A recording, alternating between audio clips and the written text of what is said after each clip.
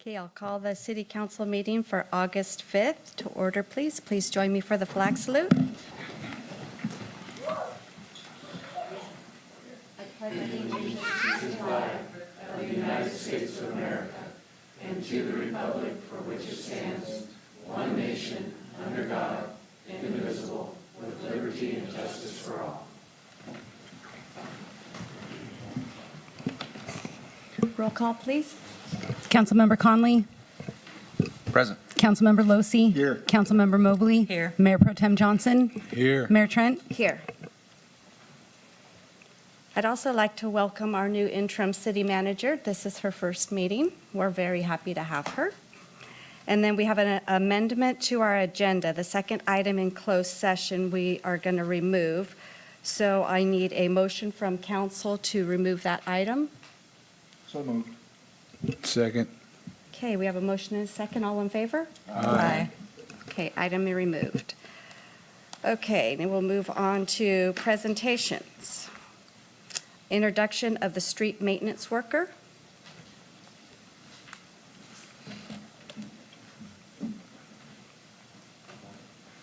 Good evening, Honorable Mayor and council members and everyone else in here. Wow. This quick introduction with our new city employee on the streets department. His name is Mark Melgar Carreras. He was born and raised in Spain. In 2015, he came out here and visit, and in 2016, in February of 2016, he came and moved into the States. His hobbies are surfing, a little bit of skateboarding, but most of the time it's spending time with his family. So I'd just like a quick introduction to Mark. Mark?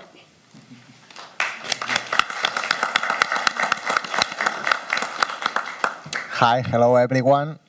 Thank you for having me here. I just want to introduce myself because I think I'm the newest in the room. Well, maybe not, but, but I think yes. So, like he said, my name is Mark Melgar Carreras. I'm working for the city like a street worker, and really, I'm very happy. It's been going very good. I've been 3 weeks here for now. And for the moment, everything has been very good with my workers, and I like it. For the moment, I love it, and I'm feeling good there. So, Thank you. Yeah, thank you. We're very happy to have you here. Thank you Welcome. very much. Sorry? Gracias.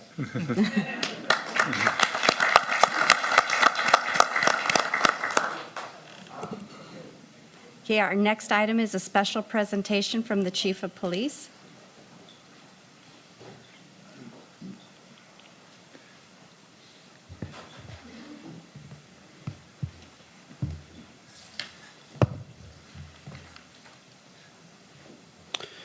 Well, this is kind of becoming somewhat of a council tradition, but I'm thankful. I would rather be celebrating achievements and handing out commendations than not having something to celebrate for the police department. So it's an honor to be before you this evening, Madam Mayor and Honorable Council. We have 2 commendations to give out tonight. The first is kind of celebrating a milestone for one of our senior sergeants, Jason Cadle. And so I'm going to tell you a little bit about what he's done. So first of all, I think everybody knows I'm very passionate about providing a well-equipped and well-trained police force. And, we put a lot of emphasis from the command staff on professional development for our people. And we don't stop with the positions that they currently work in. We're always looking for opportunities to train them up for the next position beyond what they're already working in, to increase their 30,000-foot view, if you will, of, essentially what's going on with the department and the city as a whole. And so graciously, I had a conversation with Sergeant Cadle many months ago about perhaps looking at and taking on the California Commission on Peace Officer Standard and Training Management course. This is a 104-hour demanding academic course that, essentially focuses on many areas to include leadership, community-oriented policing, strategic planning, fiscal management, personnel issues, legal issues, critical incident management, ethics, risk management, and media relations. So those are just a few of the major areas. what should be really emphasized here is that the post management course is usually taken on by lieutenants or above. And so for a sergeant to, go down to the Monterey area, I think that's where he went, Carmel, and take on this course and, be able to engage in conversation and dialogue with commanders from allied agencies from across the state really is a benefit to not only himself, but the whole department. And so in closing, through his attendance and completion of the management course, Sergeant Cadle demonstrated the core values of our department, which includes commitment. His newfound knowledge and skills will undoubtedly lead to more effective supervision, better decision-making, and an overall stronger team dynamic within our ranks. On behalf of the entire department, I am honored to present Sergeant Cadle with the commendation for professional development.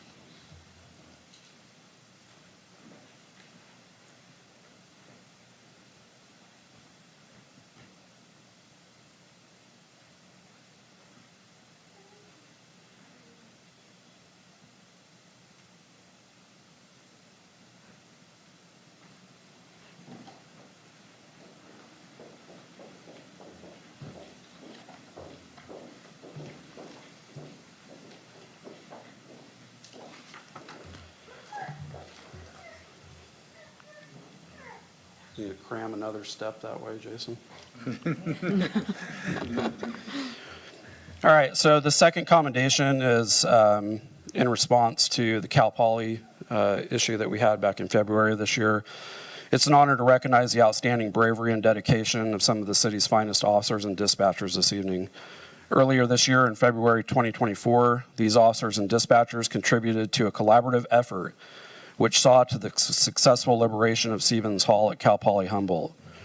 I would like to take this opportunity to personally commend our officers and our dispatchers for their remarkable dedication to public safety. There is little doubt in my mind that the officers' ability to demonstrate remarkable courage and quick thinking, always staying in control and calm during a volatile incident, helped to ensure the safety of involved individuals and likely averted potential tragedies. Tonight, again, we commend these officers and dispatchers for their steadfast commitment to serving and protecting our community. Their actions reflect the highest standards of the law enforcement profession and exemplify the core values of the Fortuna Police Department.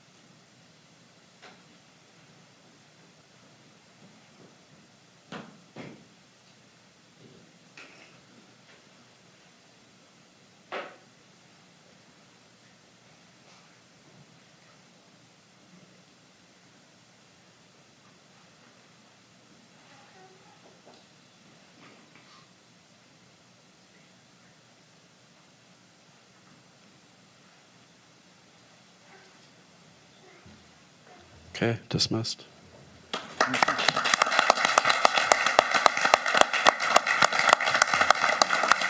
Thank you.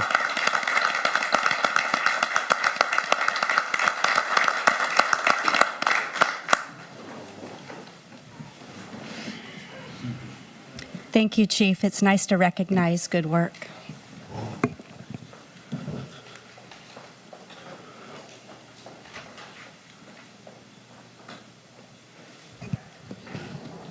Okay, our next item is first and second quarterly reports. Who's going first, PD or fire? Go ahead, Chief.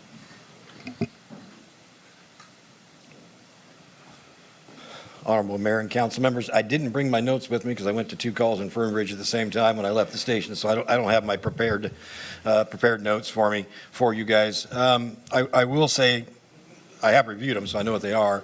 Our call volume is down a little bit from last year, this year over last year, I think by about 60 calls. The New station, I'll start off with that update for you on the new station. We're moving in as we speak. We're planning on maybe moving apparatus tomorrow, because there needs to be a day where we move and everybody starts responding to a new location instead of the old one. So I want to give a shout out to all the city staff that helped us get through that process. It's been a challenge. I'm glad I'm not ever going to build another fire station in my career.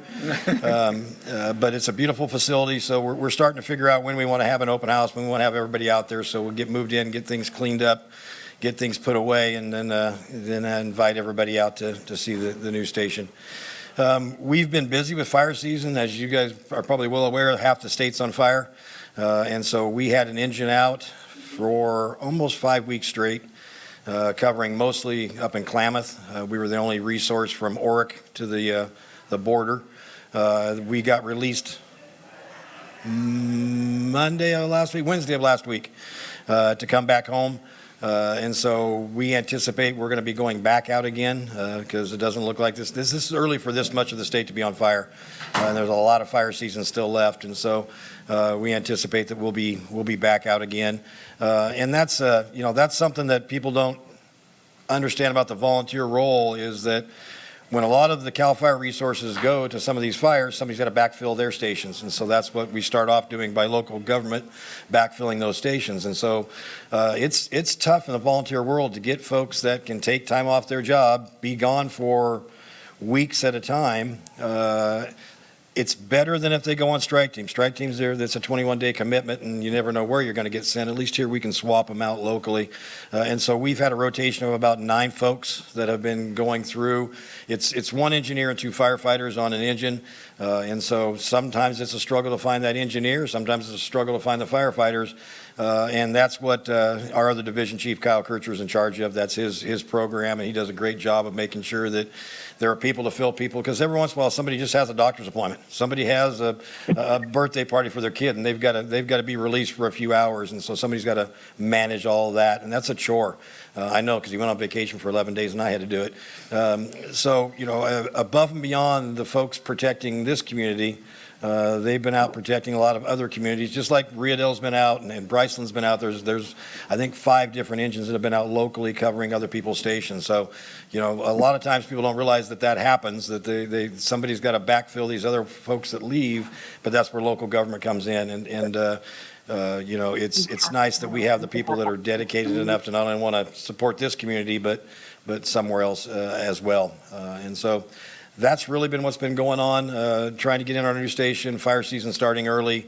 Our wrecked fire truck, I believe, is getting close to coming back. I saw pictures the other day, and they're waiting on a hinge to go on a door, and it's already painted, so it'll be nice to get that back, because that goes hand in hand with that new station. The new station gets the engine that one is taking the place of downtown, and so it'd be nice to make that move all at one time if we get it back in time. So hopefully within about a week we'll see that new to us engine again back in Fortuna and back where it should be, and back serving the people of this community. So with that, I'll take questions. Mike's always got questions. Actually, no question this time. What? But just let your folks know just how appreciated they are with going out into the areas outside of Humboldt County and in Humboldt County, but on these forest fires and these wildland fires. Very much appreciated, and so. I will let them know. Thank you. Thank you, Chief. Thank you.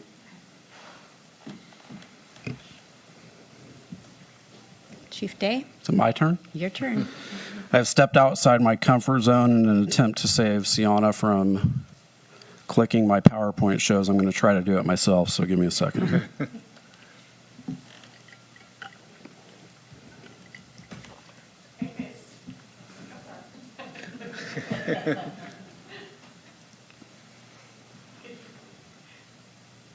Did it work?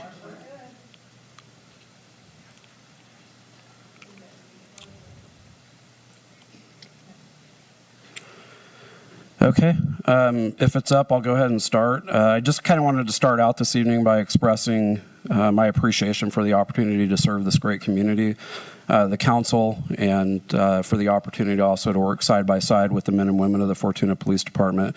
It's an honor to serve this community as the police chief. Over the past few years, my strategic goals have really been centered in 3 areas: community engagement, crime reduction, and operational efficiency.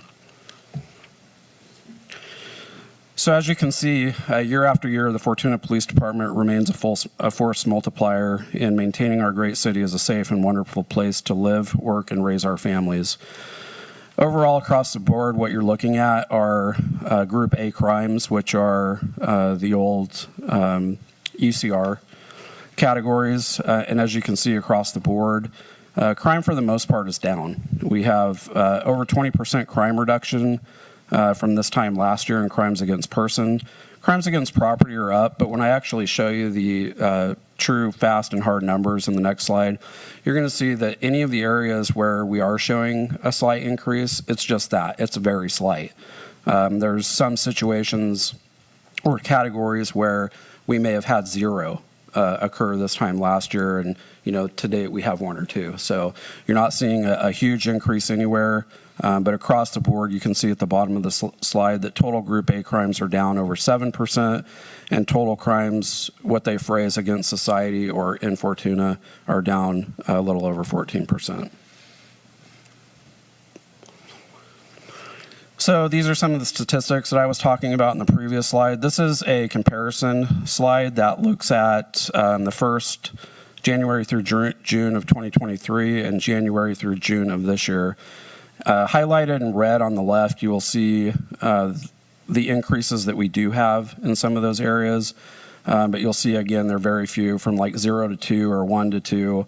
Assaults, went up by 3. And then our biggest area was probably instances of theft or larceny, where it went from 44 to 50 total incidences. So, again, in the majority of these categories, we are down. We're highlighting the 4 categories in red, but these increases are very, very slight. In the area of domestic violence, we are also down as compared to the previous reporting period from 2023. Total to date, January to June, 17 domestic violence-related calls for service versus 27 from this time last year. That's a just over 37% decrease overall. Currently, where we stand this year, 12 felony cases have been submitted to the Humboldt County District Attorney, along with 5 misdemeanor cases. 1 dangerous weapon was associated with 5 of the cases submitted, and 1 case involved an issue of sexual assault. Enforcement remains, it looks good. It remains steady, and you see a lot of proactive police work, and it's reflective in the numbers that we're seeing. A slight decrease in total incidents, maybe from last year, from about 8,500 to 8,000. A few less arrests. I think we were looking at 371 last year as opposed to 362 this year. There's a significant drop in felony arrests from last year. We went from 98 to 54. But we've seen quite a few more citations issued this year. So we increased from about 377 total cites to well over 400 this year. So that's a little bit about statistically where we are. Our crime trends, our decreases, what we're doing is working. Our crime reduction strategies are working. And, I attribute that to, some of our policing strategies that we've innovated over the last couple of years. We're also seeing, again, that proactive community-oriented police work from our POP team. And how are they making a difference? Really, it's, through crime mapping and looking at the trends and the hot spots in the city of Fortuna and increasing our patrol visibility in those areas. And it's also about, focusing on the repeat offenders that we do have in the city through compliance checks. So if we have those members that are on probation parole, that are already on supervised release, we're paying more attention to those repeat offenders. And we are on their doorstep routinely to make sure that they're in compliance with their court orders or the terms of their probation or parole. Same with the sex offenders and any of the other registrants that we have the authority to maintain compliance over. And so those are really some of our strategies. Moving on to our performance as a department, we have really great numbers as compared to other agencies throughout the state of California. In this slide on the left, you see our average response time to emergency calls is under 3 minutes. I mean, that's unheard of. And with our non-emergency response times, we're just over 4 minutes. So there's not a large gap between emergency and non-emergency, and that tells a story. It tells you that the officers are getting the calls and they're responding to them. They're not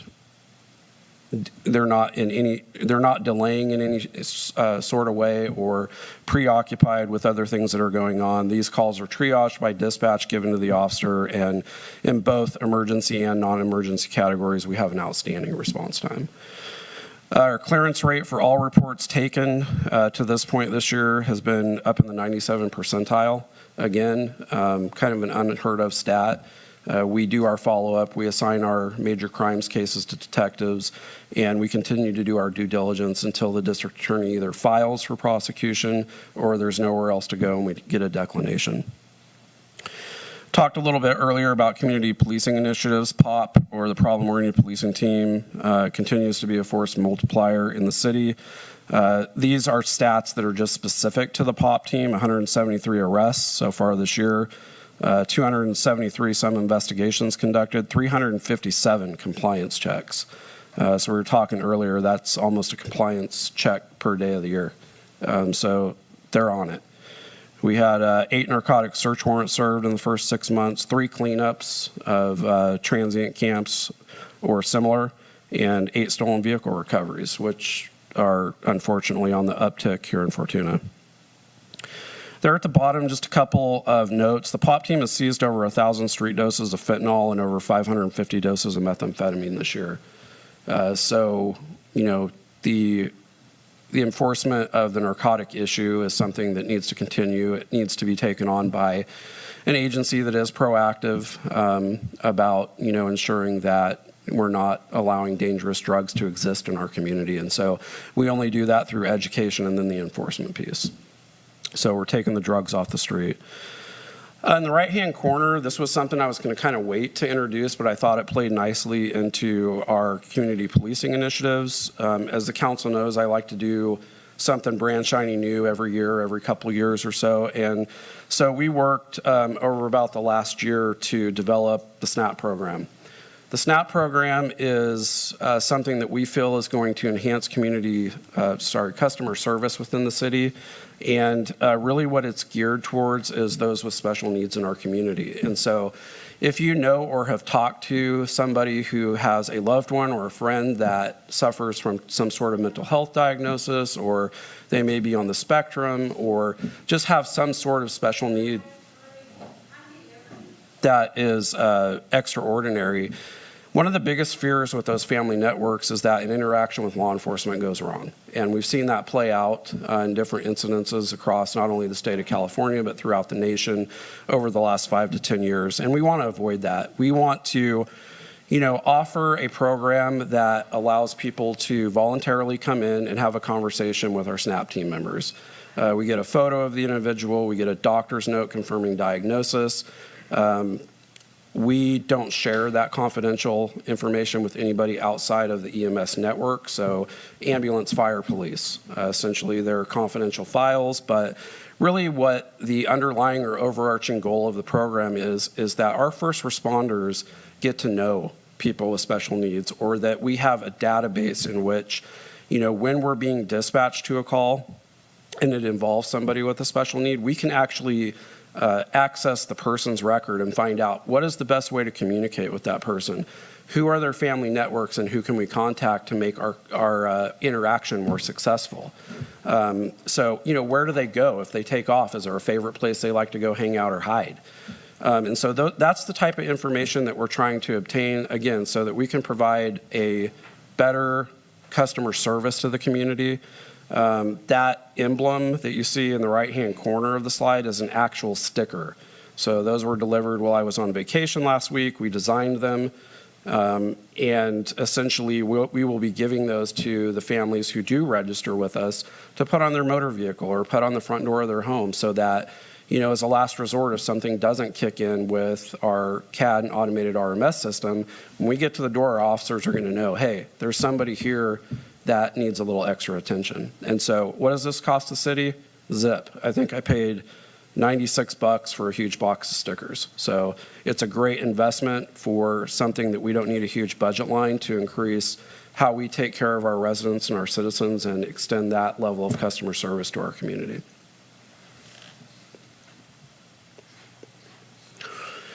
And you guys know my favorite part, K9 stats. So January through June, we'll start on the left. 1 pound of meth was seized, a quarter pound of fentanyl, 2 pounds of cocaine, 8 outside agencies assists, 12 K9 associated arrests, 2 surrenders of violent felons, and 2 track fines. Those were people that took off, and the K9 was able to use odor scenting to track the person so our officers could take them into custody.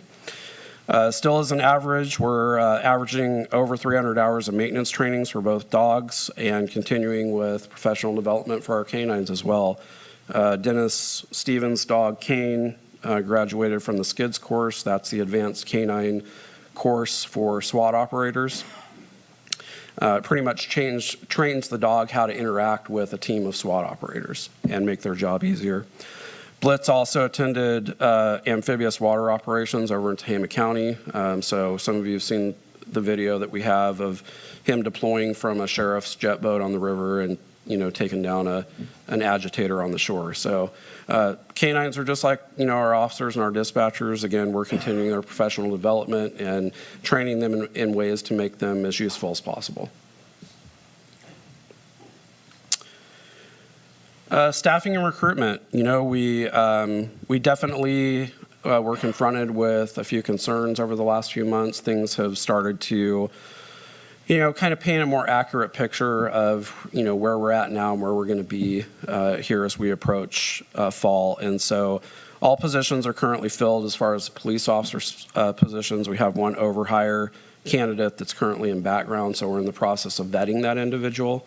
Those backgrounds take time to do them right and to make sure that we're getting a quality candidate for the department and the city. We're still down one position for a public safety dispatcher. We have one candidate in background. We're vetting her the same way as we do the officers, and we're getting ready to hold our interviews for the part-time CSO spot. So we're going to end with strategic goals for 2024, 2025. We kind of have this divided into 2 areas. So, we want to continue to look at best practices for the police department to not only collect but interpret the data that we receive. And so a lot of it lies in technology, right? The ability, we talked earlier, an example of crime mapping. We can take that to, a more sophisticated level with things like LPR systems. You probably, just remaining current in the news, know that Sheriff Hansel in the county recently installed some of the flock cameras in different areas of the county. We want to take advantage of that network and at some point be able to expand the network collectively and, have our own cameras to cover ingress and egress within the city. So, the idea is these things are expensive to start small and grow. And it's definitely kind of a build as you go program, which makes it nice. And so we are looking at flock cameras in different areas in the city where, in the future with asset forfeiture money or some other type of resource allocation that we could achieve that. Predictive analytics and, quite frankly, the UAV program has been amazing over the last 2 years. Council blessed us with an approval to, reinvigorate our UAV program about 1.5 years, 2 years ago, and it's really paid dividends. We've had multiple incidences where, and I can think of at least one recently where an armed subject, he was armed with an edged weapon, ran from officers, and instead of having to chase him and close that proximity and increase the danger of being stabbed or sliced or cut, otherwise, officers just deployed the drone and followed him until he tuckered himself out. And it was a lot easier to take him into custody at that point. So. On the back end of that, again, part of our strategic plan is to implement and improve our wellness program, continue the professional development. You guys have seen plenty of examples over the past 6 months to a year of what we're doing organizationally to train our people up and make sure that they subscribe to, kind of a commitment to being lifelong learners, if you will. And then succession planning. We have about 6 employees, sworn officers, that within the next 3 to 4 years will be approaching retirement age. And not that I'm retiring when I'm 50. I'm not even close to done yet. But we do have members of the department that are approaching retirement age, and most of them do retire at 50. So we're looking at combining that with professional development to train our people up and get them ready over that time period and prepare them for roles that are, higher level executive command roles. So with that is my quarterly report, and I'm happy to answer any questions if you have them. Any questions? I do. Just an observation, actually. So, Chief, what you've gone over then is for this last quarter. This is, I've been doing quarterlies in the form of kind of a biannual, so we're covering the first 2 quarters of 2024. Okay, so semi-annual. Yep. With regard to the burgs, has the law changed, or are residential, commercial burglaries pretty much the same, along with the auto burglaries, being the cars having to be locked, and that has the law changed at all in that? No, not at all, except for, they were written the same way when you were active, Mike. You still have to have, certain components where, it's not necessary to have a locked house for there to be a burglary to occur. It's simply the act of entering to a dwelling or domicile with the intent to commit a felony. So that part, those elements haven't changed. Their 459.5 came out a couple of years ago, which was more specific to shoplifting. It's a runoff of burglary and the misdemeanor to address more shoplifting, commercial type issues. But Entry into a house, though, to steal or the theft of a weapon, that's still a burglary, correct? yeah, Okay. absolutely. Your report of 4 burglaries in a half a year is amazing. A town our size with that few burglaries, you're talking auto, commercial, and residential. Your folks are doing an amazing job. Yeah, thank you. I Just appreciate it. amazing. Thanks. I'm excited to hear about the SNAP program. Having a stepchild that has mental health, I have to say Fortuna PD is amazing in how they deal with what they're dealing with, because there's no reasoning with some people at all. So I'm excited that you are doing that. Thank you. Yeah, and if I may, Councilmember Mobley, I just kind of want to prep the council in advance. You guys will probably see a thorough presentation within the next month on that. The presentation isn't necessarily going to be completely by me. We're looking for, some contributing members of this program to get the experience to present in front of council. Again, it's a professional development tool, but we want to get them used to communicating with the council and talking about some of these things that we're implementing. Not that I mind doing it at all, I don't. I enjoy public speaking and enjoy speaking to the council regularly, but we also want to give them that experience, and I don't want to take away some of the work that our line level personnel have done. And I just wanted to mention that to have 2 dogs available and 2 motivated, trained people handling them is another big thing, that a lot of agencies would like to have 1, and we're blessed with 2, and that are trained just beyond the norm up into better areas. So thank you. Yes, sir, we're very thankful. We have an incredible community, too, because one of those dogs is completely donation Correct. funded. Yep. That's it for that? Okay, Well, thank you. so we'll move on to oral comments. Anybody who has a comment on anything that's not on the agenda, now would be the time. Good evening, Mayor, Council, Chief. Welcome to our town. Welcome to your new job.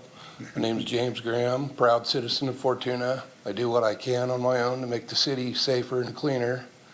And I got to say, I'm seriously impressed with the chief and this police department. I'm very, very proud of them. It was nice to see the mayor in the parade, and I seen the chief at the penny scramble.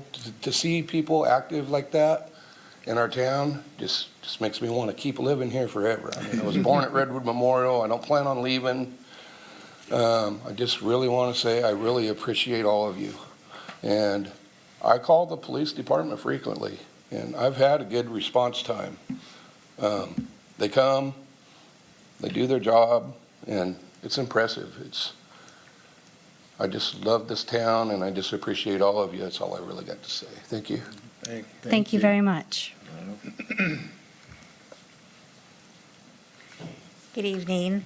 My name is Arlene Spires, and I wanted to announce that I'm running for City Council this election period.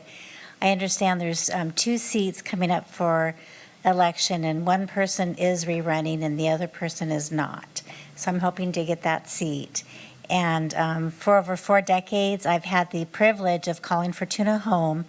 And during this time, I've witnessed firsthand the community spirit and exceptional services that make our town unique.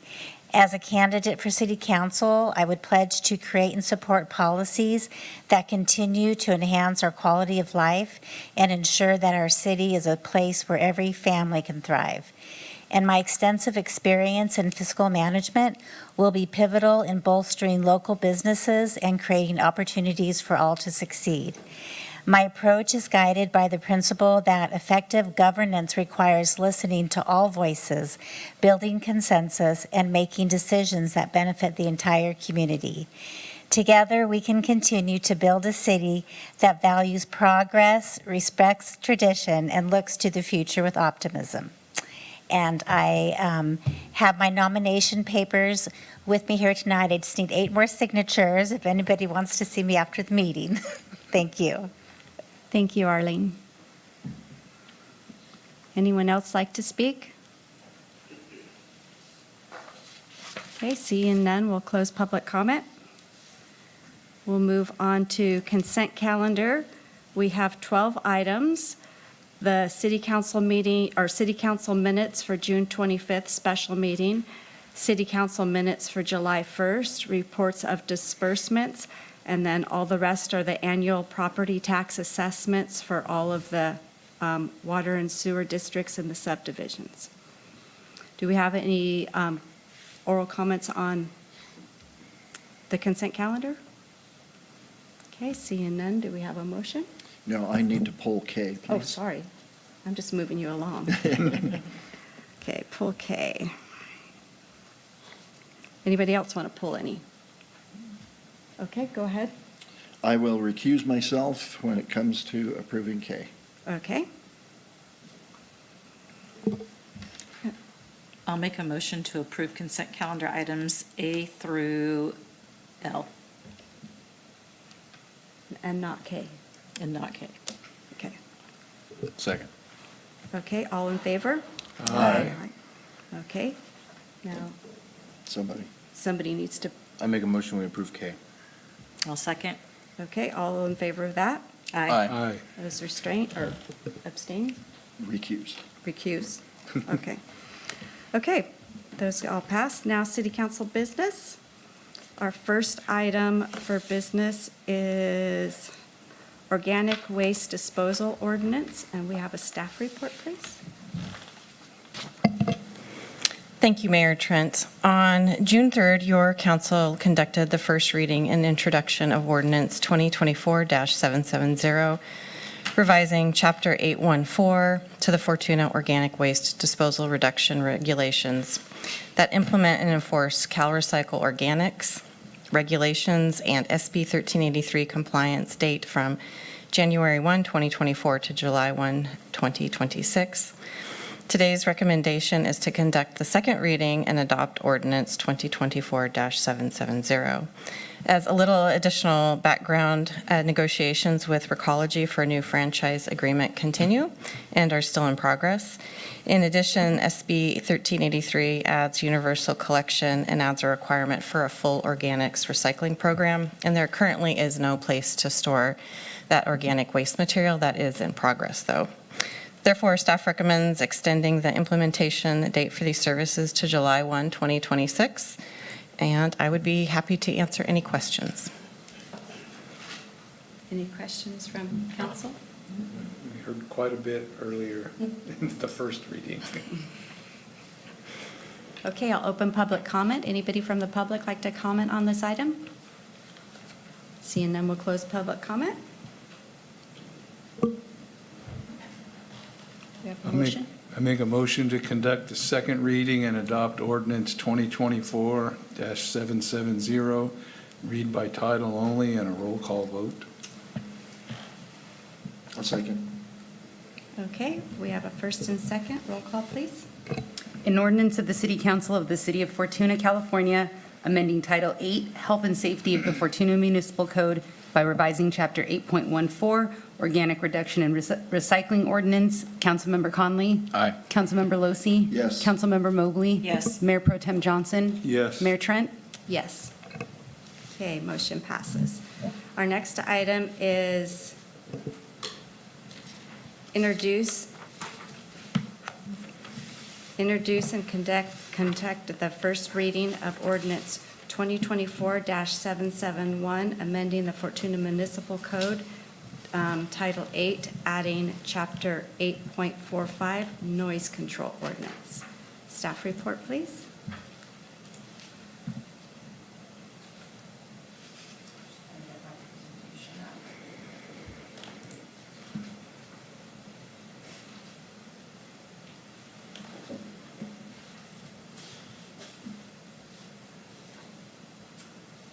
Good evening, Honorable Mayor Trent and council members. I'm here tonight. Can you use your microphone, Sherry? I'm sorry. Your microphone?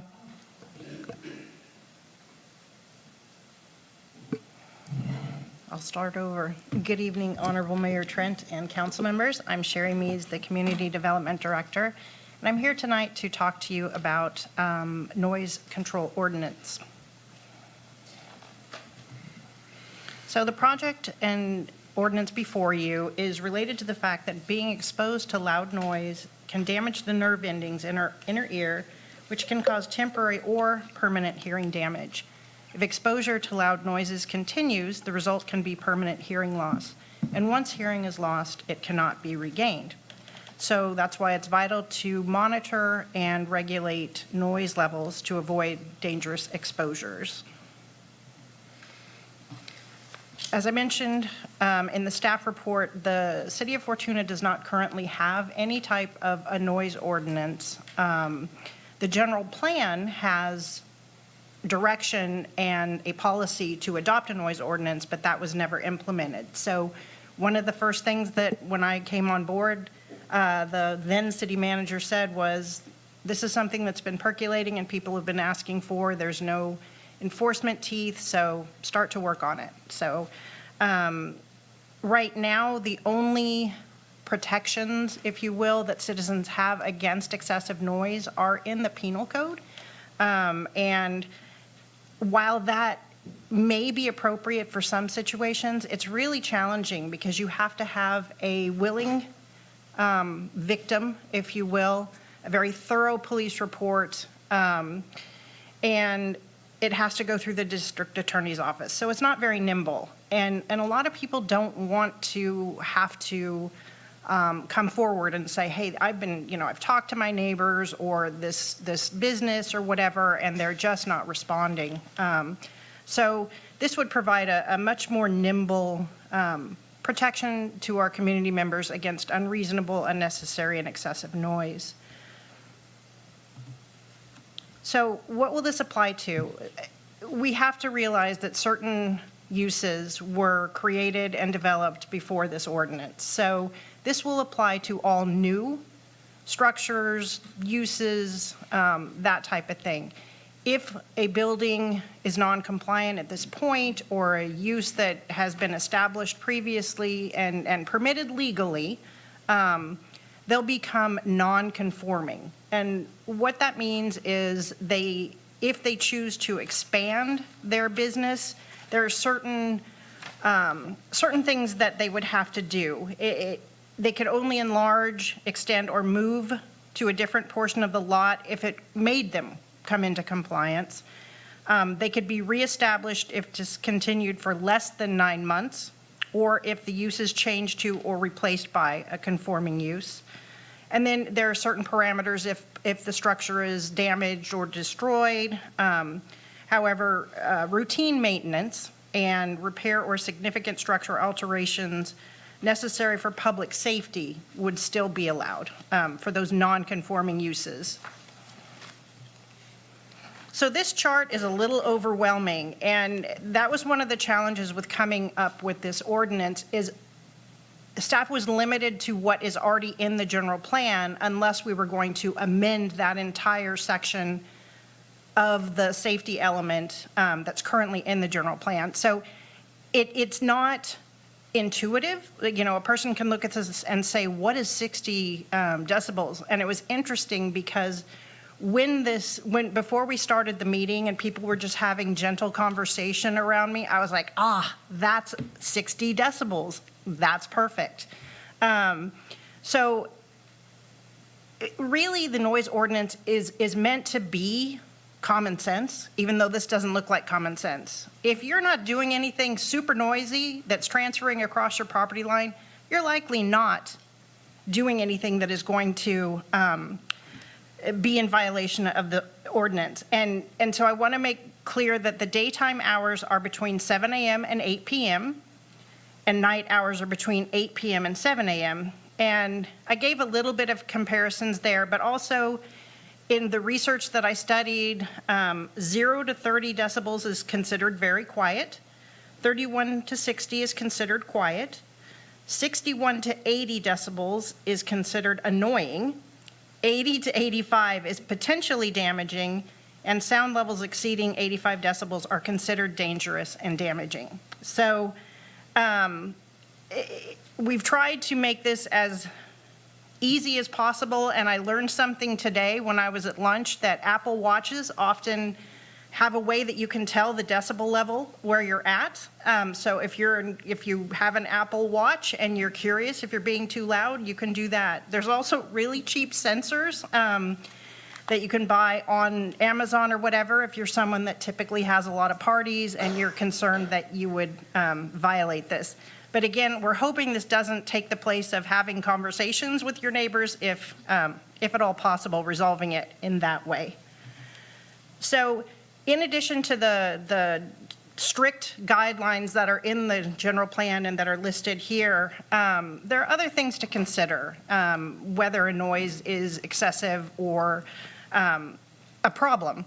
So obviously the noise levels, but also how quiet is around you. If you're somewhere that's already noisy, then making a little bit more noise is not going to be as big of a deal, if that makes sense. The intensity and duration. I mean, a lot of us can deal with a little bit of a noise for a little while, but if it keeps going on and there's no resolution and no quiet, that's evaluated too. Whether the noise is natural or unnatural. I found that one kind of interesting, but the more I thought about it, okay, I get it. If you have wind chimes, the wind is natural, the wind chimes are not, if you will. So, you know, that would make a difference. Proximity of the noise to receptors. If you're doing something way out in the field and it's not affecting anybody, be as, you know, noisy as you want. The city has no interest in regulating that. The time the noise occurs, obviously. Again, how often it happens, and the purpose or motivation behind the generation of the noise. That was something that I had somebody else, another city employee, said that really that is kind of one of the key things about noise. If somebody's doing it intentionally to harm someone else, then that is something that is easier to enforce than if it's just somebody, you know, that is making noise. Noise associated with residential property maintenance or authorized construction, we're not going to stop people from, you know, roofing their house and doing things that they need to do. I tried to create a lot of exceptions. I tried to think, and mind you, if you think of more when we go through these, I'm not going to read them all. It's in the staff report. It's in the ordinance. What I really tried to make sure of is that the things that happen on a daily basis that some people may consider noisy, but they need to happen anyways, they're not subject to this ordinance at all. And I tried to be This ordinance is more thorough than what I put here. This is just a really summary of things, but I am very open to any additional exceptions, or if some of these you think are too lenient, again, any council input is welcome. So enforcement. This would be something that, because there are many different types of noise, some of it would be building, some of it is, definitely criminal-based, that kind of thing. The code enforcement officer, the chief of police, or their designee would be responsible for enforcing the ordinance. And so the first 2 violations in 1 year would be a fine, and that is, the fines are currently $100 for the first fine, $200 for the second fine within the same year. And it is important to note that each day a violation is committed, it can be a separate or punishable offense. That's discretionary. It's obvious if somebody's really trying to be non-compliant intentionally, that kind of thing, that is all going to be considered. The third violation in 1 year would be $500 and may propel the city to take criminal action against the violator, if you will. And it mentions here misdemeanor. The misdemeanor fines are set by California Penal Code. It's currently at a cannot exceed $1,000. In Humboldt County, our Superior Court has tended to be right around $490, $500, that type of thing. So violations are a public nuisance and all remedies are cumulative. I have the chief here who helped me write the enforcement section, so if you guys have questions about that at the end, I may defer to him. The ordinance itself is exempt from CEQA because the ordinance is not going to have an effect on the environment, and in fact, if anything, it would probably protect the environment from excessive, unnecessary, and unreasonable noises. So with that, the Community Development Department recommends that the City Council approve Ordinance 2024-771, adding Chapter 8.45, Noise Control Ordinance, to Fortuna Municipal Code Title 8, Health and Safety, and determine the ordinance to be exempt from the California Environmental Quality Act. And I am here, and Chief Day is here if you have any questions. Any questions from council? Yeah.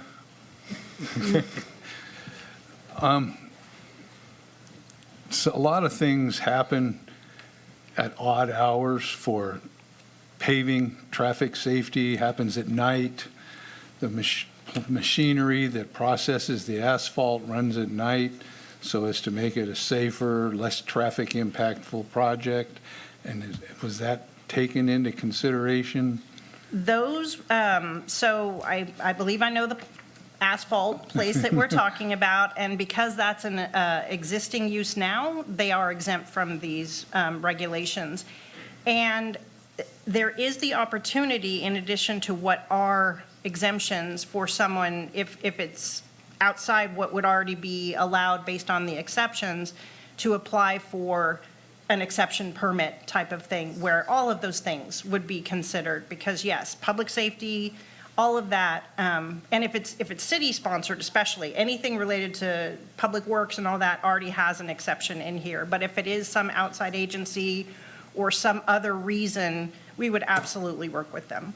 And then another thing that comes to mind is shops working on heavy equipment and trucks, and some of them are located in areas where maybe noise travels, but they've been in business for a while. And yeah, I mean, they would be existing uses. We're trying to balance, obviously, continuing businesses. We want that, and we want people to be successful, with residential uses or people that, could be bothered by them. And so that's why existing uses are, exempt from this, and we'll just try to be a bit more thoughtful with how we cite things in the future, and require any type of sound mitigation to make sure that they're very compatible, and hopefully everybody's happy. well, it sounds like you thought out both ends. Thank you. I do have some questions. Okay. You know, over the years, we have had noise complaints that have come in.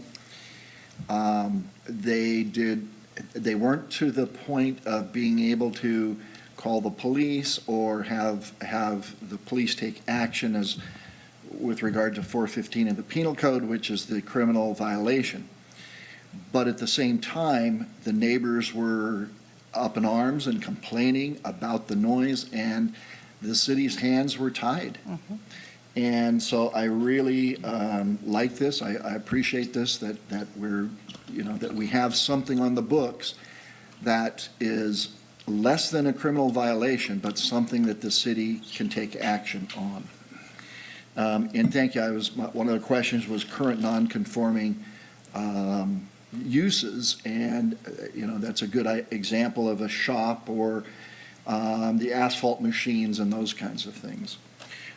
Do we currently have any equipment, though, that would measure decibels other than the Apple Watch? We do. The city has purchased one, and I'll work with Chief Day to determine how many he would like to have, if, he wants one for every car or how that would work. They're relatively inexpensive and very simple to operate. Thank you. So I have questions also. So I kind of go on the same thing with the enforcement. If you're going to enforce this, is it the building department during the day? Are you taking calls from service now from the chiefs that he's got to go stand out there with the decibel reader to stand there at the fence, because we're giving direct numbers of what you can and or cannot do? Is that going to be an enforcement thing where your officers are now going to call for service for this and standing at the fence and going to stand there with the reader?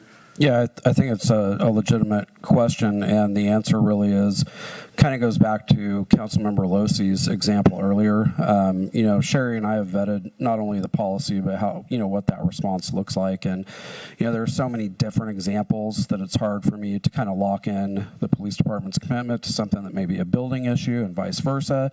And those can all be addressed through, the nuisance process and further collaboration between, the building department, PD, code enforcement, and the city manager's office. But I think to best answer your question, we do run into those situations where there is an ongoing issue. It may not rise to the level of 415 of the Penal Code, disturbing the peace. But, I've used this in my previous jurisdictions. It gives us one more tool as a civil remedy to address somebody who, from maybe the public safety side of it is blaring a stereo all night long, and the neighbors just don't want to go to court. They don't want to sign the cite. They don't want to sign the 837 citizen's arrest, but, now we can fine them, and we can get their attention that way, and it gives us some other enforcement mechanism. So, that is the best way I can answer your question, Councilmember Conley. And again, I think the council should look at this collectively as, we've covered the existing issues within the city. We're looking for those issues that, are truly rising to the level of things that we need to address for in the interest of the community. Okay, and then I guess my next question or / comment is, I think 8 o'clock's a little strict. Even when you go camping or a pool, it's 10 o'clock at a hotel or something like that, where you have quiet hours at 10. I think 8 is a little too early in the evening to put it as evening hours. That's my personal opinion. If I may, that's just for certain uses. It would not really be an issue, because unless you're making that noise after 8 up against, where it would be up against the fence of someone, likely you're talking about being in an area where it isn't right next to residential uses. I'm thinking of my own backyard. I have a barbecue. I'm going to play music, and it's going to get past 8 o'clock, and that's way early in the evening for what I would consider not to stop playing music, and then not to do it in a rude way to my neighbors, but to enjoy my time.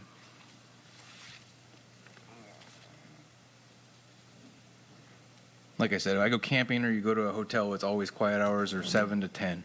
It's Well, pretty standard. And I will say that is what's in the general plan.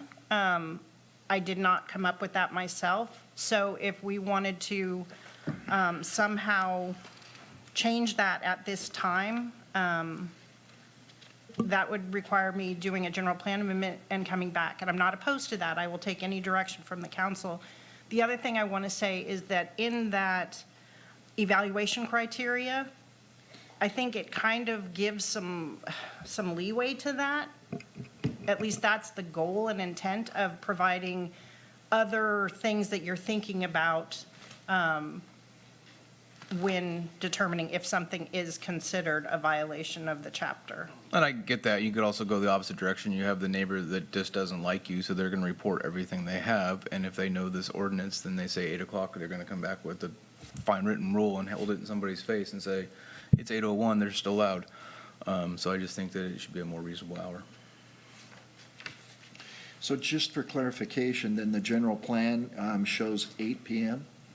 The general plan has the decibel levels broken down by those times, but there's also something, this is getting kind of technical, but I threw it in there kind of trying to protect against this, that is the average equivalent sound level over a 24-hour period, where you would get an additional penalty of 10 decibels for noise occurring between 11 PM and 7 AM.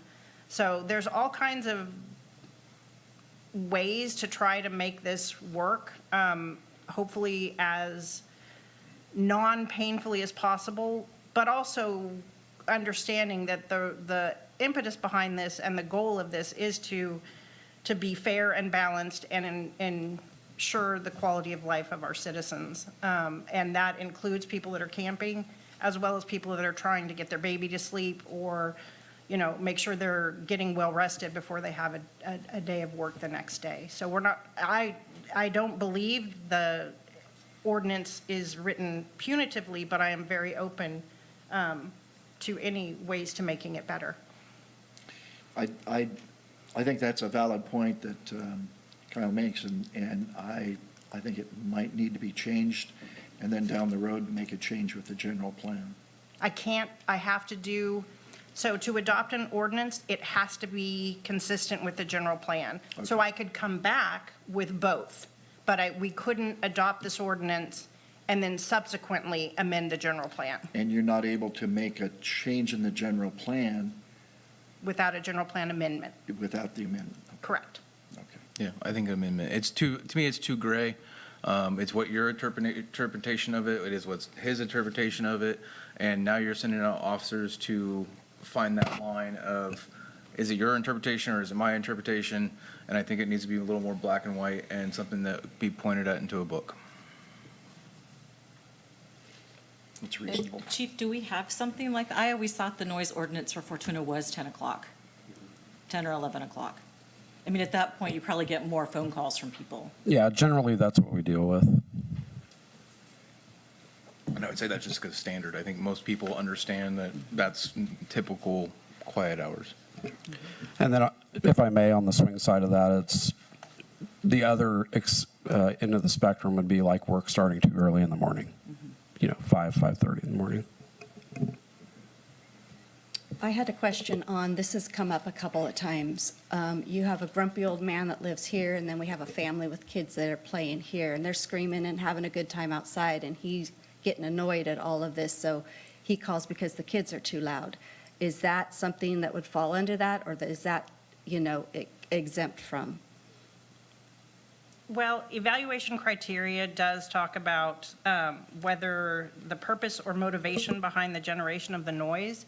To me, kids having fun, they're not trying to be annoying to grumpy old men. And I suppose in the summer, it could be after 8. Again, those were times that are in the general plan itself, but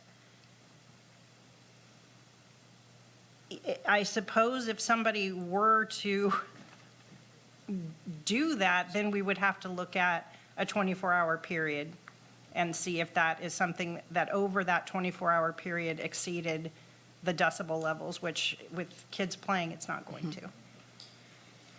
So could we go ahead and approve this tonight and then do a general plan? Well, you can approve it as is, Uh-huh. and then we're going to be doing the general plan. This is one example where it's extremely outdated. It has to be updated by 2030. It's an extremely expensive and long-term process. So at this point, we're trying to figure out how we're going to pay for that. And then we will start that process. The housing element, which is part of the general plan, is required to be updated by 2027, or we could incur fines of $100,000 a month as a jurisdiction. So, that sounds like I'm going off topic, but what I'm saying is we will be looking at all of those things either together to have adoption by 2027, or the general plan certainly by 2030. So it would need to be an amendment to the current general plan, or you would adopt this as it is, see how it's going, and then we can always revisit it. There are amendments this is an amendment to the zoning ordinance, and if this wasn't working, if it ended up being too crazy and people were not able to camp or do the things they want to do, we go back and we amend it again. And that's actually much easier than a general plan amendment, but I'm open to anything. I think that we need to do it right the first time.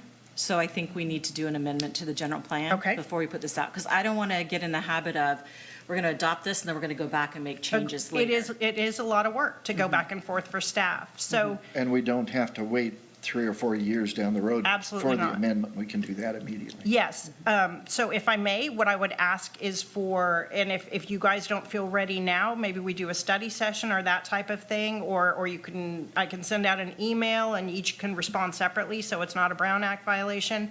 But I'd like direction on how you would like to do this, because like I said, the general plan itself is very cumbersome. If you could send out that PowerPoint, we went through some of the noise violations pretty quick in there, and we can go through that and we can send them recommendations either to you or to Amy. Okay, and what I should really do is send you the actual section from the general plan. Yep. Because that is the master document that we can implement with zoning. So it's more that we need to get both of those in alignment.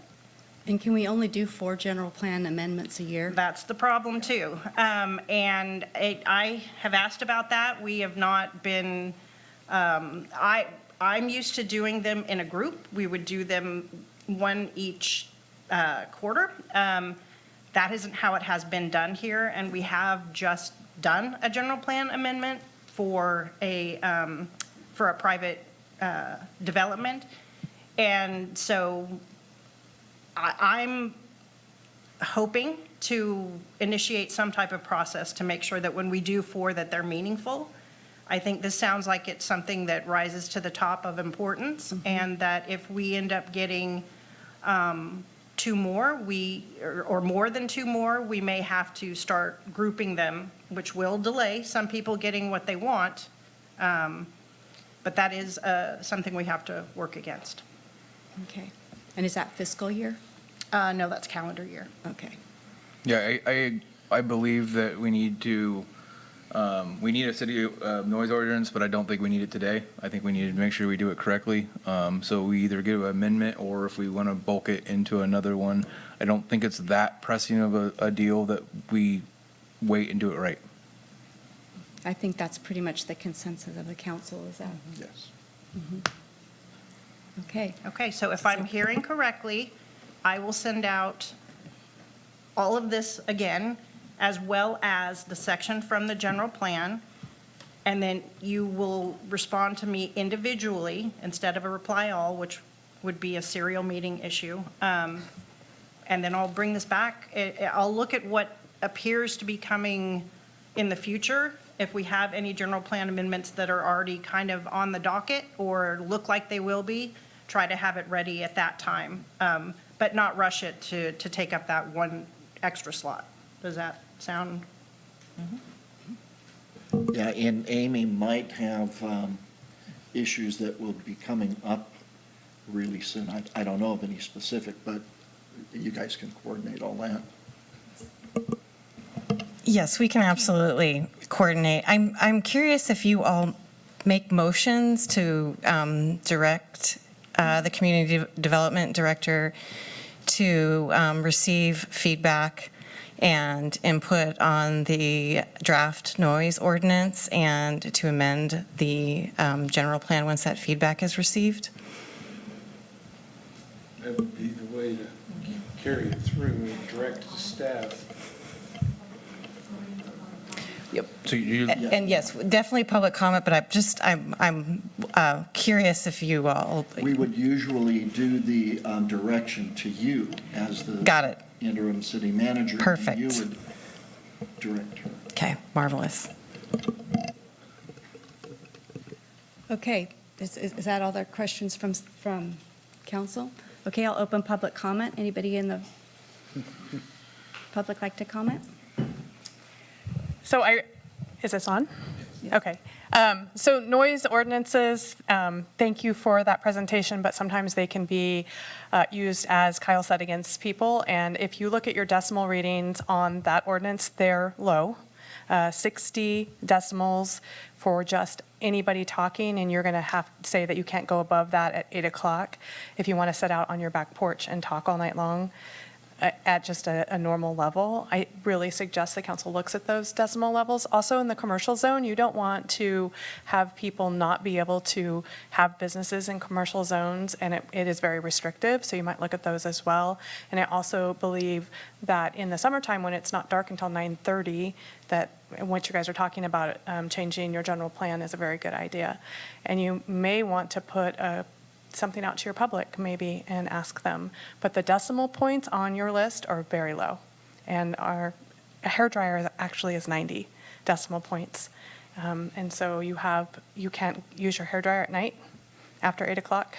Just look at those. Okay, thank you. Any other comments? Hi, Sue Long, but it goes further than that. So 7 a.m. to 8 p.m. is residential and it's 60 decibels. And if your hairdryer is 90 and you says you can violate it for 3 minutes, well, have you ever tried to dry this hair in 3 minutes with a hairdryer? That is not going to happen. So these are just way too low. So I think that even as council members, Google how many decibels it's for a blender. It's 90. Google, things that you just use in your house every single day.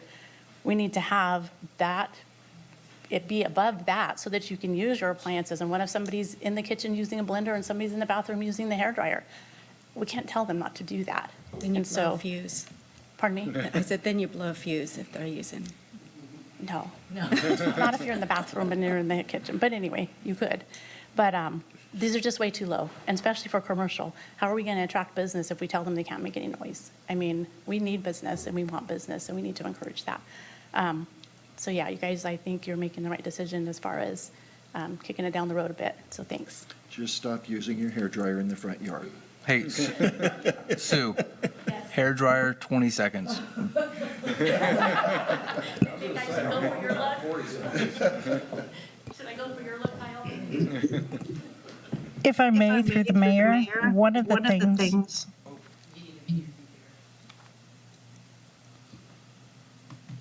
I'm going to ask you to consider is these levels are at the property line. They're not what's happening in your house. They're happening what would affect your neighbors.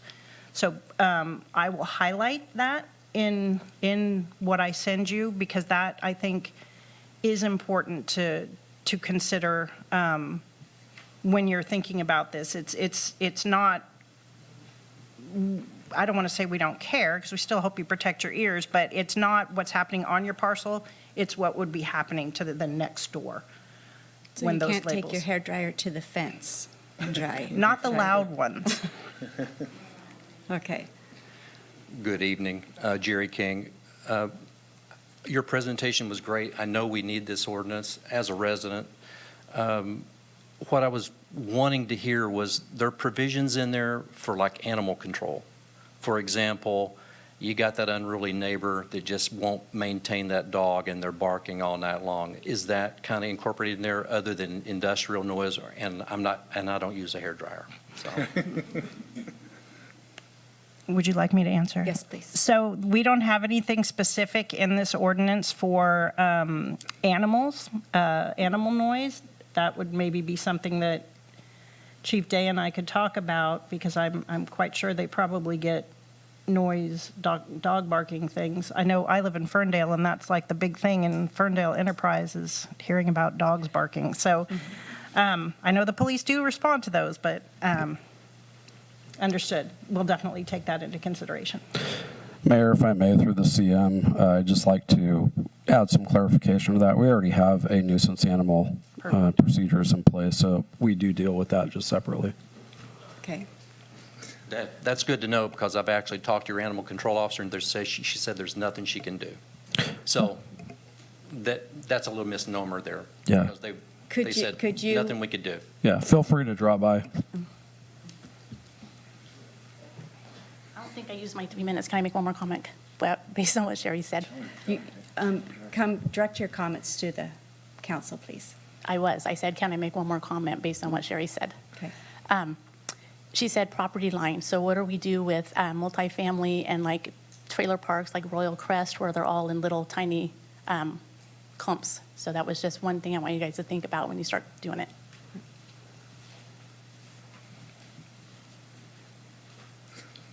Good evening. I'm Jill Duffy, and I just, for a few of you who know me here, we just moved to Fortuna in the last 9 months. We're living up in Oric for the last 20 years. With respect to the noise ordinance, number one, I want to say I think it's really great. It's a good effort. I have really damaged hearing, as many people who know me will attest. But a couple things that I would like to suggest. One is I think a study session is really important to do, because there's a lot of nuances and you can go down the rabbit hole really quickly.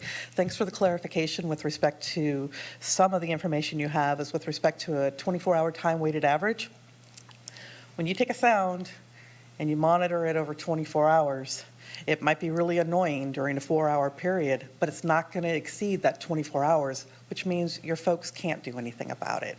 I would encourage you to take a look at establishing an instantaneous noise reading level, because I think that's where most of the complaints come from. That does speak to some of the issues around dogs barking and other animals, but probably more importantly, if somebody is out there banging in the garage and you're hitting that certain pitch, that could be rather disruptive to the community. So I do think that if there's a way that you can bring in a sound engineer, I think that they would be very beneficial, because these are really weighty topics to undertake, and they can get very contentious very quickly, because everybody sort of infers their day-to-day activity, and you're telling me I can't do it. So I think getting some information from sound engineers, you've got some great ones over in Ferndale that I would encourage you to do. But a study session, I think, would be phenomenal. So thank you very much. Thank you. Welcome to Fortuna. Any other comments?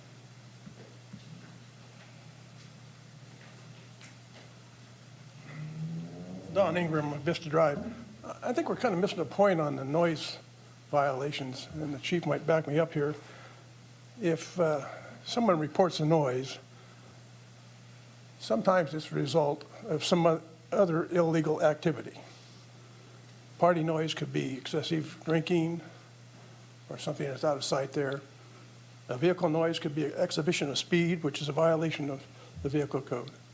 And something that happened the 5th, 6th, and 7th of this year, after hours, before hours, didn't make any difference, was noise that was caused by illegal fireworks or some other detonation.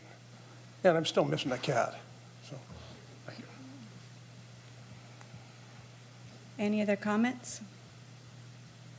I see none. We'll close public comment. My thing back open. So I guess the council will just refer to you to. Mayor Trent, in jurisdictions that I've worked in, I'm used to the council approving a motion. And so what I would recommend is that your council direct staff to receive feedback, individual feedback from the council, and include a including a study session, and return at a later date with a general plan amendment and noise ordinance, Anybody like to amended make that noise motion? ordinance. I'll make a motion to Do what I do said. further information on what you said, yes. Do we have a second? Second. Okay, does that require a roll call? Councilmember Conley? Aye. Councilmember Losi? Yes. Councilmember Mobley? Yes. Mayor Pro Tem Johnson? Yes. Mayor Trent? Yes. Okay, so moving on to our next item, 2024 Annual Military Equipment Report. Yes, thank you, Mayor. I have the staff report. It's that time of year again, Assembly Bill 41.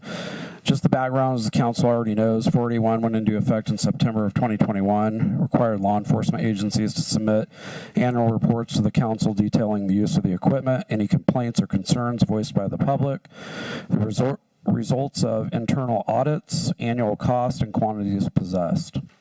Additional reporting requirements included the department's intention to purchase surplus equipment, and the facilitation of an annual public meeting was also required. So in response to AB 41, the Fortuna City Council adopted ordinance number 2022-753 on May 2nd, 2022. Since that time, all military equipment acquired by the Fortuna Police Department has been disclosed in the annual reports that have followed. Reference the top of page 2 on the staff report. Council will see all items that were procured during this reporting period. A well-publicized community engagement meeting was facilitated by the Chief of Police on July 12th, 2024. The meeting was held here in the council chambers from 5:30 to 6 p.m. and was attended by one member of the community. One concern was reported to the Chief of Police during that community engagement meeting. Essentially, a member of the public voiced concern over the need for disclosure of personally owned assault rifles that were being deployed as patrol rifles by police personnel in the line of duty. Since all patrol rifles deployed by police personnel for duty use are agency-owned, the concern was determined to be immaterial and not relevant to the policies and procedures of the City of Fortuna and the Fortuna Police Department. Additionally, no violations of the military use equipment policy were found during this year's internal audit. The department does intend to purchase 2 to 4 additional patrol rifles during the course of the current fiscal year. There's no additional impact to our already established budget line for this fiscal year. The department also intends to maintain inventories of ammunition and less lethal munitions consistent with the department's operational and training needs. All associated inventories and costs are contained in the staff report and consistent with department policy. With that, I will conclude this year's annual military report and ask the council to receive the information. I'm happy to answer any questions that you have. Any questions from staff or from council? No? Okay, I'll open the public hearing. Anybody from the public like to speak on this item? Seeing none, we'll close public hearing. Do we have a motion? Make a motion to accept the 2024 Annual Military Equipment Report and adopt resolution number 2024-25, read by title only. Second. Okay, we have a motion and a second. Roll call, please. Resolution 2024-25, a resolution of the City Council of the City of Fortuna accepting the annual military equipment report by the police chief and findings related thereto. Councilmember Conley? Aye. Councilmember Losi? Yes. Councilmember Mobley? Yes. Mayor Pro Tem Johnson? Yes. Mayor Trent? Yes. Okay, our next item is authorize the interim city manager to execute a construction contract for the Monday Club chimney reconstruction project. Do we have staff report on that? Good evening. Everybody remembers the December 2022 earthquake, which did a lot of damage around the city. One of the things that happened was the chimney on the Monday Club separated from the building. So we quickly coordinated with Went Construction. They helped us get the dangerous part down to a point that you've seen for the last year and a half that remains. Subsequently, staff got to work getting the insurance paperwork done. In October of 2023, we got a check from the insurance for $56,717.59 for the damages to the Monday Club. So following the receipt of that insurance payment, city contracted with Atelier Architects and Whitchurch Engineering to complete a structural design set. And there were a few considerations that went into this. One, brick is heavy. We really didn't want to put a bunch of brick up. Since there's a gas insert in there now and there's no longer fires burned in it, we figured it was a much more practical approach to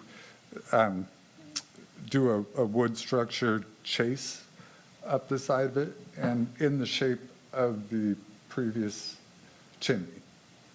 And to maintain the look of the building, which it's known for. So that an additional thing that needs to be noted is as we take the rest of the chimney down, we're relatively certain that the mantle and all the inside masonry stuff is attached to it, so that'll have to be replaced too. The plans were completed in June, and we quickly got it out to bid, open bids on July 9th. And DCI Builders came in with the lowest bid at $79,790. The other three bids came in at approximately $86,000, $115,000, and $129,000. Big money.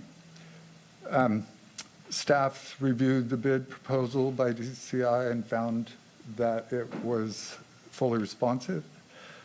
And we're proposing that along with the $79,790 bid, council award an additional $10,000 to cover any unforeseeables when we do the rest of the demolition work. Those together would bring the proposed contract to a not-to-exceed amount of $89,790. Let's see, the budget that's been previously made for this in the 2024-25 fiscal year budget capital improvement program was in the amount of $60,000, which leaves a deficit of $29,790, which is the supplemental budget request that goes along with this.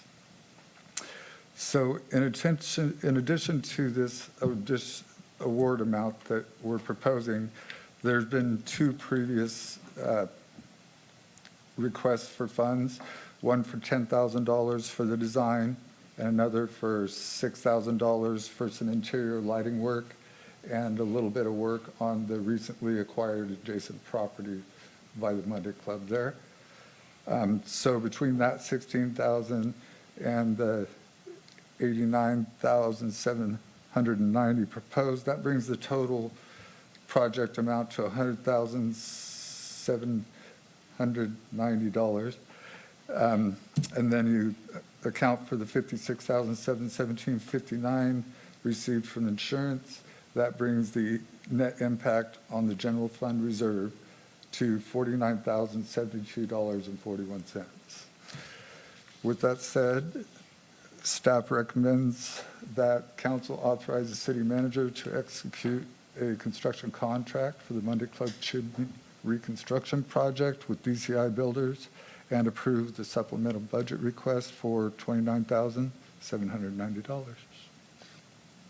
Any questions from council? Will they be able to do that project this year?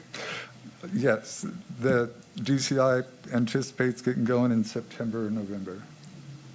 Perfect. Yeah, and I'd say that prices are just going to go up if we wait. Any other comments from council? Okay, I'll open public comment. Anybody from the public like to make a comment on this item? Seeing none, we'll close public comment. We have a motion. I'll go ahead and move to authorize the interim city manager to execute a construction contract for the Monday Club Chimney Reconstruction Project with DCI Builders and approve the supplemental budget request for $29,790. Second. Okay, all in favor? Aye. Any opposed? Motion passes. Thank you. Okay, our next item is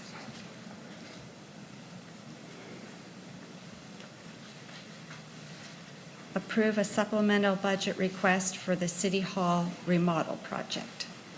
The staff report on that? Thank you, Mayor Trent and council members. As your council is aware, the completion of the new Fortuna Police Department has made space available in City Hall for the Community Development Department. It was anticipated in the 2024-25 budget that some funding would be needed to remodel the former police site, and that amount included in the budget is $20,000. Public Works staff has now been able to get into the space and has reviewed it thoroughly, and we have a really great estimate now of $115,000, and so a supplemental budget request is before your council today, and that includes wall patching, painting, priming, or priming first before you paint, remodeling of the transaction counter because plans require relatively large counter space, which will be much needed for the Community Development Department. Also remodeling 2 small bathrooms and the replacement of flooring. The flooring is relatively very worn. It cannot just be cleaned, it needs to be replaced.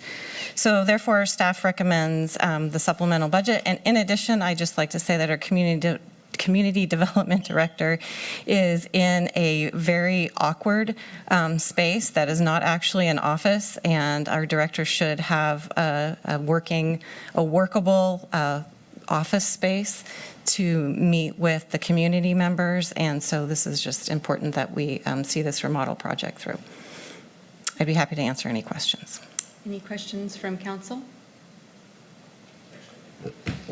So I know that we couldn't get fully in there, but we knew many years ago we were going to the police department and we were going to have to redo stuff. I just wondered why this wasn't more of a budget item that we should have expected. I know you weren't here for it, so hard question for you to answer, I think, but it seems like this should have been in the process when we were planning the police department build, that we knew that this was going to happen, that there's going to have to be budget items in there.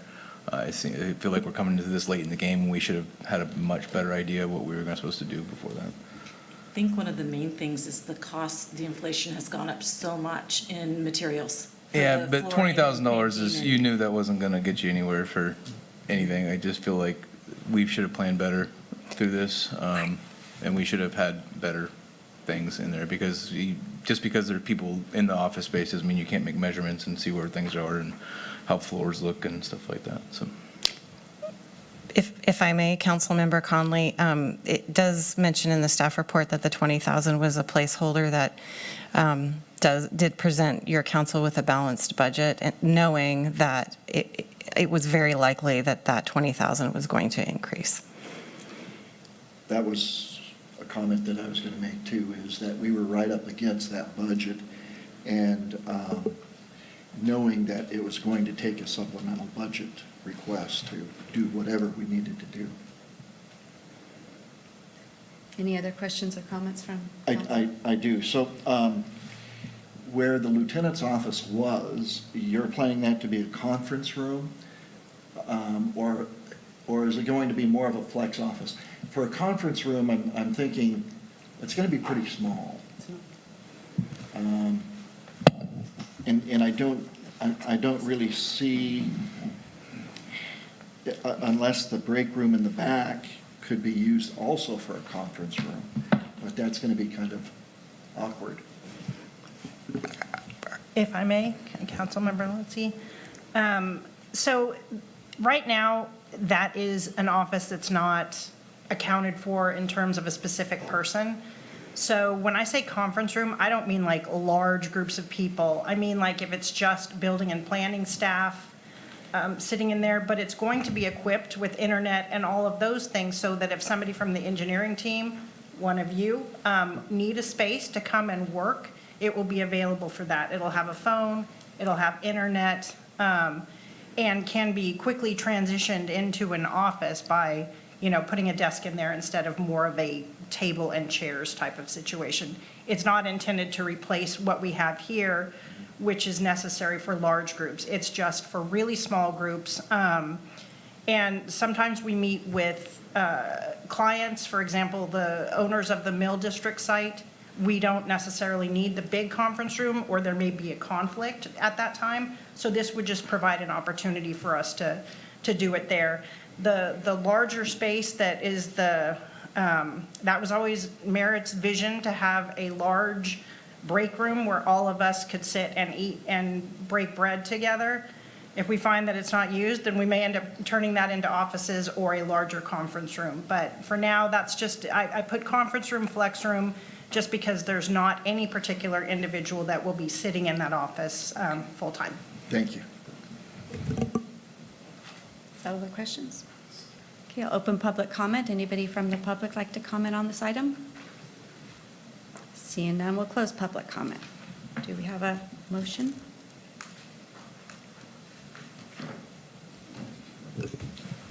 I make a motion to approve supplemental budget request of $95,000 for City Hall remodel project. I'll second. Okay, roll call vote, please. That's a voice. Oh, I don't have my thing right here. I got that one wrong. Okay, all in favor? Aye. Any opposed? None? Okay. So we'll move to our city manager's report.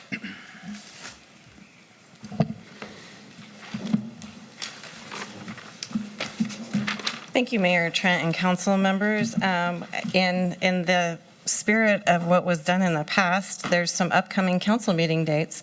You have a meeting on Monday, August 19th, and then again on Tuesday, September 3rd. Upcoming Planning Commission meetings, Tuesday, August 13th, and Tuesday, August 27th. Those are all at 6 p.m., including the council meetings. Upcoming Measure E meetings are Tuesday, September 17th at 5:30, and Tuesday, January 21st at 5:30 p.m. Upcoming Roner Community Recreation and Park District meeting date is Wednesday, August 7th at 2:30 p.m., and this has been canceled. And then the upcoming Fortuna Business Improvement District meeting is Tuesday, October 22nd at 8:30 a.m. And as far as a staff report from your interim city manager, this is my very first meeting, and it's been great so far. So thank you for having me. I really appreciate it. I also want to say thank you to the Parks Department and our streets staff and our police department for all of their hard work during Rodeo and Auto Expo. I did have the pleasure of judging cars at the Auto Expo, and that was quite fun. There were some really amazing cars, many of which I wanted, but will not have. Also, just as an FYI, some of the things that I have been working on, as already mentioned in today's meeting, is the franchise agreement with Recology. Those negotiations continue on. I've also been working on the sales tax measure presentation for the 0.75% sales tax that will be on the November ballot. And hopefully that presentation will start to happen out in the community the week of August 12th. We're just putting some fine points on that presentation, and then we'll be ready to go. In addition, I've been having meetings with the California Governor's Office of Business Development, also known as GoBiz, about an enhanced infrastructure finance district. And that item will hopefully come to your board on August 19th to talk about whether that's something you want staff to explore. And we call that an EFID. And an EFID is where you take growth in property tax and you use that to finance public capital improvement projects, such as potentially the 12th Street roundabout or the Kenmar interchange roundabout. Both interchanges need an improvement, and those interchanges are really necessary to see the build out of the mill site district actually happen in completion. And so that is coming to your council. And then in addition, I've attended some meetings on the community pool with the recreation district, and I will continue to pursue that as well. And then I've also had the ability to introduce myself to the Fortuna Rotary Club last week, and also went to a Fortuna Chamber lunch and introduced myself there as well. And I will continue to do that as requested. I'm happy to do that. And that concludes my report. Thank you. Anybody have any future agenda items? Okay, we'll move to council reports. Councilmember Conley. Not much to report for me. My REDEC meeting, there was one loan that got approved, but I was able to get out of going to the thing. It was one day before vacation, and I had to pack, so they were able to make their numbers, so I didn't end up going to that. And other than that, I want to same thing. Sentiment, the Parks Department, Police Department, all the city departments for all the fun of rodeo. I missed Auto Expo this time, but rodeo was a long, tiring week, and I just attended. So appreciate all the people that actually worked through it and did all the hard stuff, because it's not any easier for you guys as it is for the people that just attend it, and I was tired at the end of it also. So I appreciate everybody on that one. Thank you. Councilmember Losi? Thank you, Madam Mayor. On July 8th, I took part in an interview along with Steve Madrone for the open regular public member position of LAFCO. We interviewed a lady by the name of Elaine Wyreb, who was selected as the next LAFCO regular public member. And she was, that was approved at the next LAFCO meeting, which was on July 17th, and I attended that meeting as well at Eureka City Hall. We approved to conduct the authority proceedings for the Arcata Fire Protection District annexation of its Goodwill response areas along Fickle Hill and Jacoby Creek areas. And we did make a finding that there were insufficient protests, although there were a few protest letters that were sent in. But those areas will be annexed into the Arcata Fire Protection District, which will take probably about 4 to 6 months once the proceedings go to the county. We held a public hearing and completed the Oric Community Services District Municipal Service Review and Sphere of Influence update, which had been continued from the May 24 special meeting. We have an understanding, and it was really brought out in both the meetings, that the water and wastewater issues in Oric are just so very complicated. And to add issues with the levee for Redwood Creek, they have a long road to solving problems and some very expensive problems that I don't know where that money's coming from, but they're certainly going to be looking for grant money from the state as well as the federal government. LAFCO, we also started the Orleans Services District Municipal Service Review and Sphere of Influence update. We'll continue, or that discussion will be continued to the September meeting after there were some suggestions made from some of the commissioners. And the expiring commissioner terms coming up were discussed, which includes a vacant city council representative.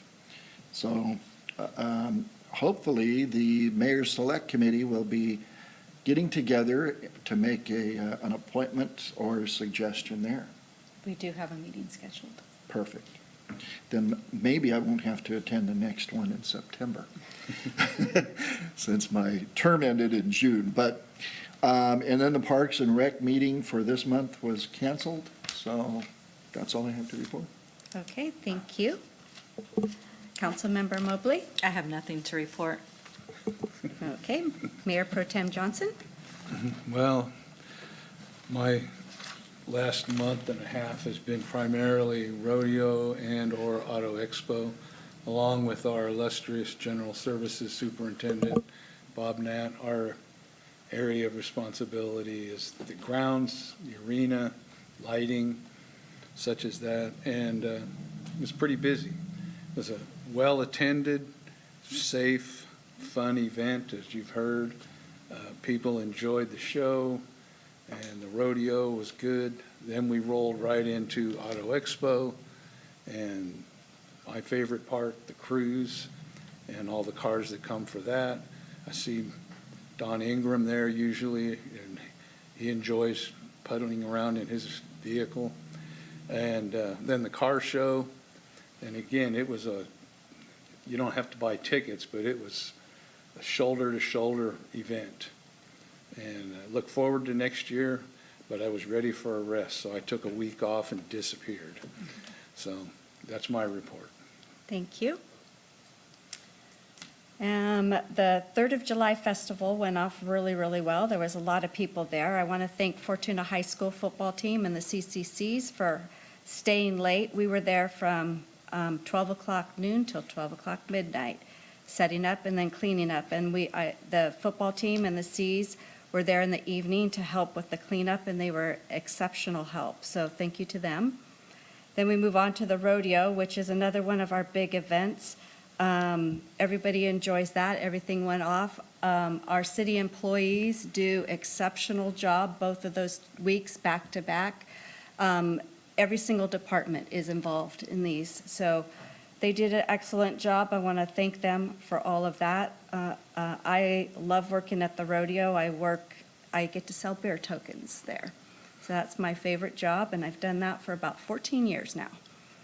So, and then Auto Expo, I've heard nothing but good about that. I think that was probably one of our biggest Auto Expos. We had so many cars there and so many nice cars there. Yeah, like you, I would have liked to have had some of those. I was dreaming of those Mustangs. That was my first car, was a 65 Mustang, and kind of makes me miss it now. But anyway, that was a lot of fun, and I mean, our community is so lucky to have so many volunteers. All of our events are put on by volunteers. So just thank you so much for everybody to make, and you know, Fortuna has the best events, I think, in the county. So with that, we will be moving to closed session. Do you need to recuse before we do that? Yeah, I'm going to abstain from A, and will be excusing myself. Okay.